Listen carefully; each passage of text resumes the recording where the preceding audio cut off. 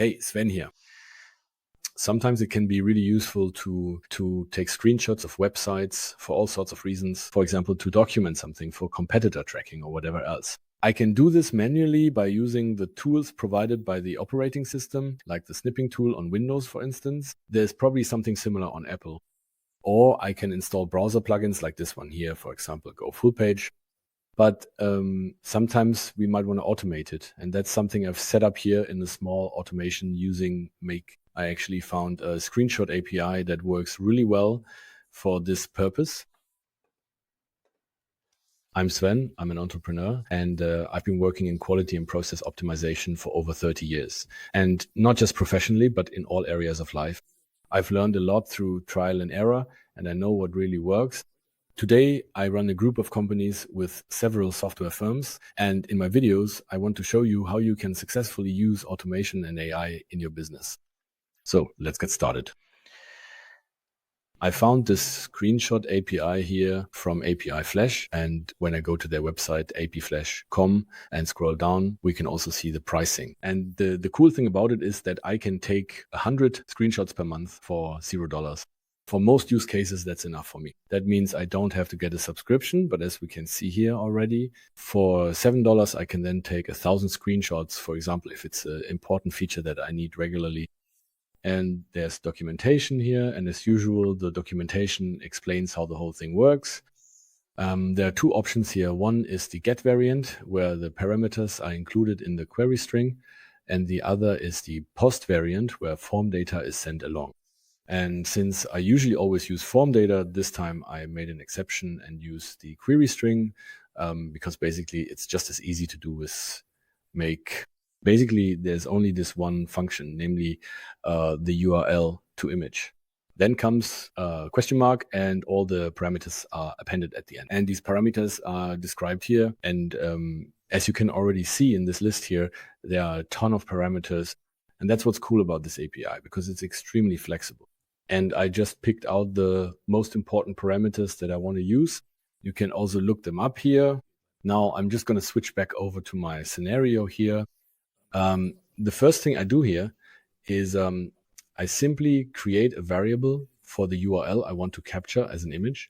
I'm just doing that here as a placeholder. Normally, the URL would probably come from some other module as part of this, this automation. And then I call this make screenshot function. Creating an access key is really simple. We can also just take a quick look at that here. I go to the dashboard here. And then I can click on access key here, and then I get this number or this string generated for me. And after the video, I'll delete this one and just create a new one for myself. Then it will actually still be mine. Yeah, so that means I call this URL to image, set the method to get, and now just as it's described in the documentation, I enter all these parameters here. The access key, I need that in order to be able to use it at all. Then the URL, which comes from this variable here. And now I found a few parameters that are really important. So for example, the parameter wait until, that means I have to wait with the screenshot until the page is fully loaded, because there might be elements that are loaded afterwards. I've set the response type to JSON because I'm not just getting one response, but several. We'll see that in a moment. Then I don't want cookie banners, right? And then I want to have full page here. That means I don't just want the current section, that is the window size, but the entire page. And the function scroll page, or the parameter scroll page, is also really important because it actually ensures that elements which are loaded afterwards are then displayed correctly. Let me show you that really quickly. I'll go to the page and reload it. And when it's freshly loaded, pay attention to the area down here. You'll see that these elements, like on many websites, are simply loaded dynamically. Yes, there's an animation, and then they appear on the screen. And that's why if I didn't set the parameter to scroll page with true, then these elements wouldn't be shown in the screenshot. Yeah, and I also think extract HTML is pretty cool. I can actually get the entire, that's not what I meant to do. I wanted extract text. I think that's the parameter. That's also really cool because I can have the content of the page returned to me completely as text, right? Extract text.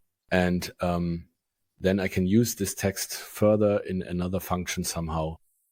You can also do that with various other modules, but if it's already included here, why shouldn't I just do it here? So these 7 parameters, 8 parameters, I've just picked them out. Down here, I still need to set pass response so that the JSON document comes out correctly. Yeah, and the rest is almost trivial. I get the URL, which I then download here. We'll see that now as well. Extracted HTML text URL, and then I upload the whole thing to my Google Drive, and I'm already done. Let's just run it.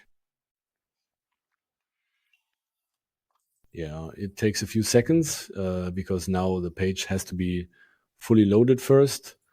Then the screenshot, well, it has to be assembled from several images, and then it gets uploaded to Google Drive. And if I look at it now like this, then we can see the whole page here, right? Completely. Let's make it a bit bigger.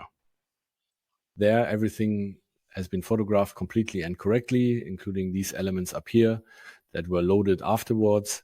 So I think that's a really cool feature. We can also take a look at the counterpart. If I leave out this full page option, so set it to false here. Let's run it again real quick. Now it should also go a little bit faster since the entire page doesn't have to be scrolled through. There it is already. And if I look at it now, well, then it's really just this first page here, right? Okay, so maybe you can make good use of it in your own scenarios as well. I think it's a cool feature, and the 100 screenshots per month are also a great thing. So yeah, have fun with it and see you next time. Bye.